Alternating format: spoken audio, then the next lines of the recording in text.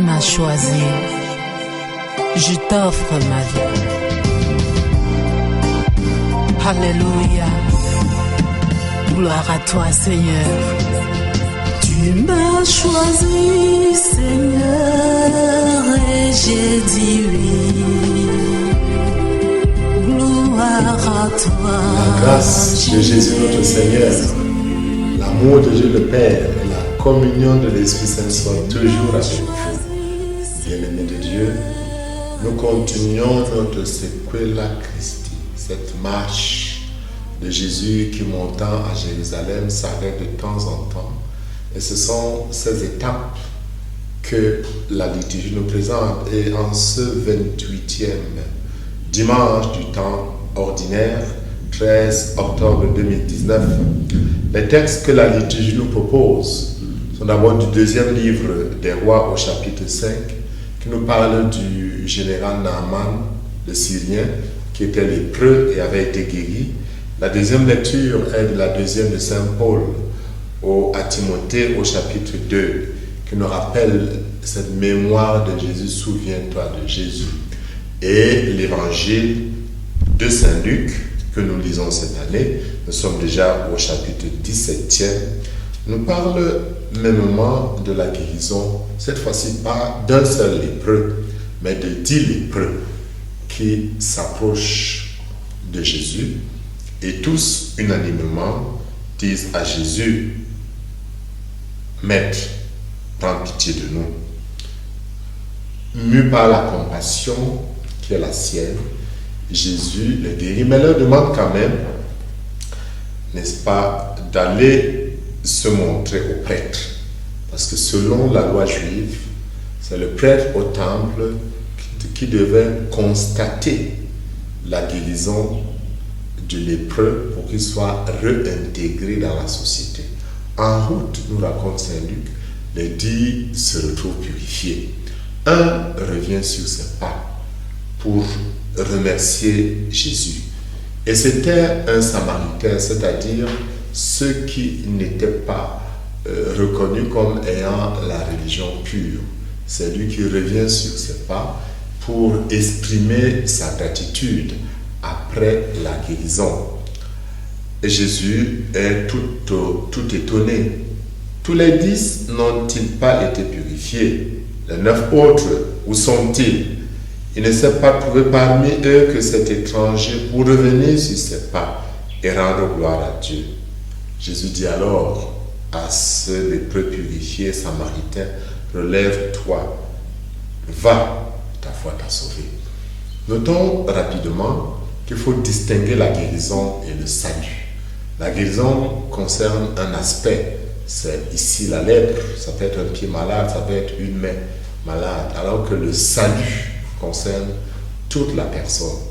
Et c'est la parole de Jésus qui donne le salut à l'unique lépreux qui est venu lui dire merci. Alors que les 9 autres ont été guéris, mais purifiés de la lèpre, ils n'ont pas bénéficié de la plénitude de la grâce qui touche l'être entièrement.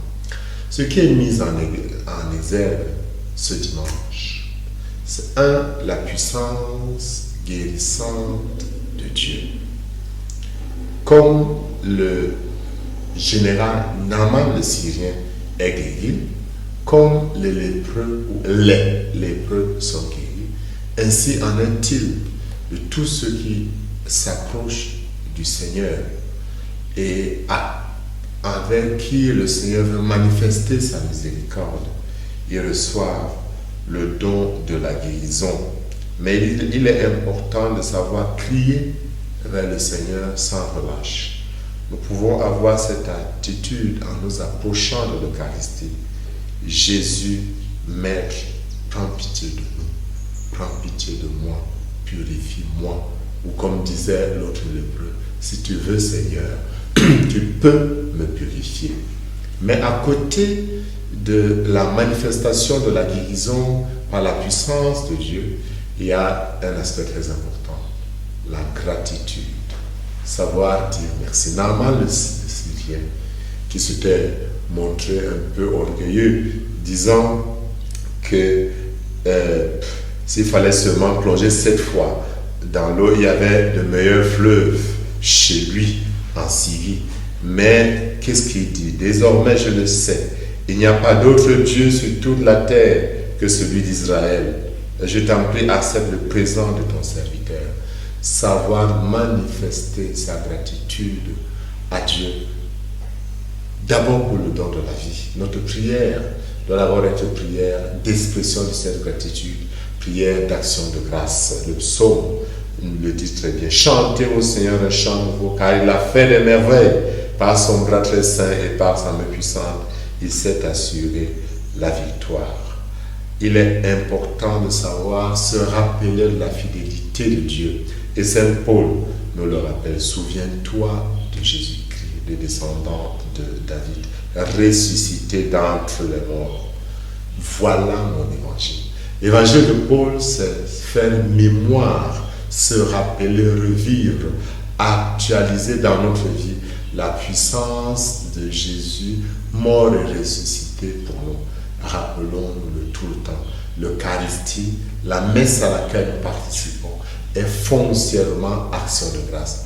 Pourquoi avons-nous cette tendance à penser plus, à demander à Dieu, et non pas à commencer à tout moment par exprimer notre action de grâce, notre gratitude, par nos paroles, même également par notre attitude, qui regarde vers le Christ, qui regarde vers Dieu resplendide, sans ombre et trouble au visage. Sachons être de ceux-là qui savent que c'est une parole digne de foi. Dieu, même quand nous nous sommes infidèles, comme le dit Saint Paul, il reste fidèle. Pourquoi ne pas se fonder sur cette fidélité pour vivre un homme positif? Guérison par la puissance de Dieu qui se déploie dans tous les sacrements et notamment dans l'Eucharistie, mais aussi gratitude, action de grâce. Sachons dire merci à Dieu par nos paroles, par nos vies. Sachons être des gens lumineux. Croyez en la lumière, nous dit le psaume, et vous serez des fils de lumière. En ce saint jour, que le Seigneur vous purifie et qu'il vous bénisse au nom du Père et du Fils et du Saint-Esprit. Que Jésus soit glorifié ton nom. Gloire à toi, Jésus.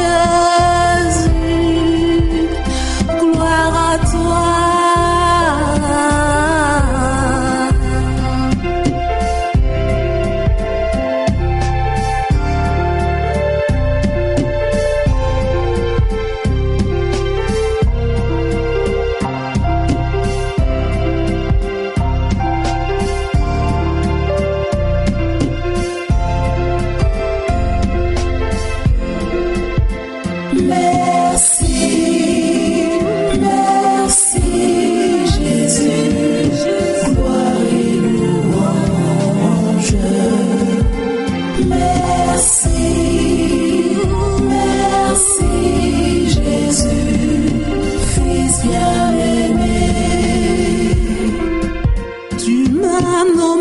Ta préférée, Seigneur, tu m'appelles par mon nom, gloire et louange, merci.